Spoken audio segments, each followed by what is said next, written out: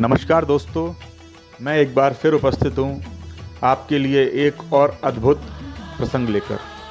तो कृपया इस पूरे प्रसंग को अंत तक ध्यान से सुनें और यदि आपको यह अच्छा लगे तो कृपया मेरा निवेदन है कि आप मेरे चैनल को सब्सक्राइब करें। तो चलिए शुरू करते हैं। दोस्तों, रावण से बदला क्यों लेना चाहती थी शूर्पणखा और भाई की मौत के बाद उसके साथ क्या हुआ था।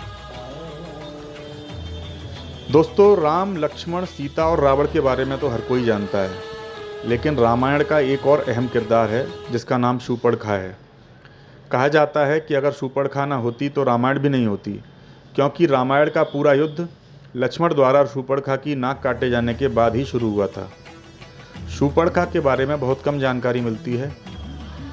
आइए जानते हैं शूर्पणखा से जुड़ी हुई कुछ अनसुनी कहानियों के बारे में। शूर्पणखा की शारीरिक बनावट।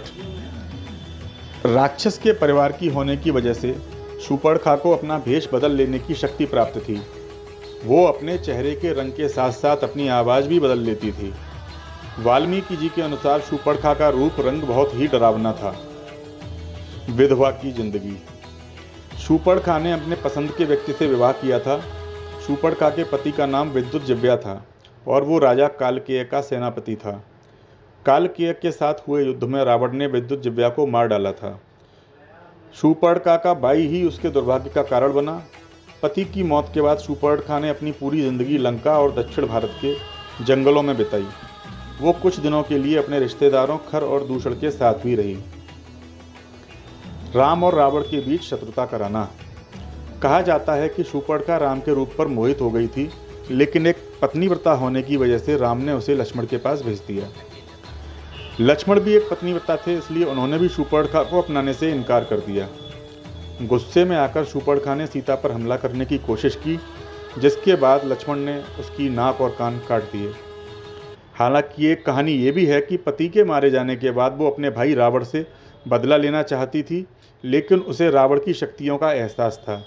जब उसने राम के पराक्रम के बारे में सुना तो रावण से बदला लेने की उसकी इच्छा फिर से जाग उठी।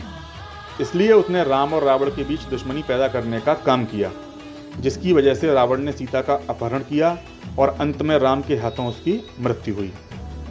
शूर्पणखा का अंत। कहा जाता है कि राम और रावण की मौत के बाद शूर्पणखा विभीषण के साथ लंका में ही रह गई। कुछ सालों के बाद शूर्पणखा और उसकी सौतेली बहन कुंभिनी समुद्र के किनारे मृत अवस्था में पाई गई थीं। तो दोस्तों, आपको कैसी लगी ये कहानी हमें कमेंट बॉक्स में कमेंट करके ज़रूर बताएं।